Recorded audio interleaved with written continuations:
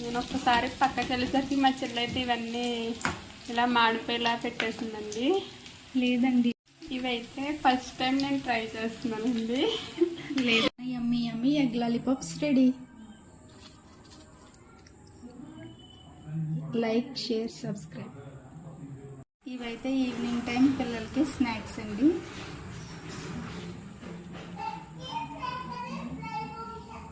పెడుతున్నామండి, వాళ్ళ రియాక్షన్ ఎలాంటిది చూద్దాం.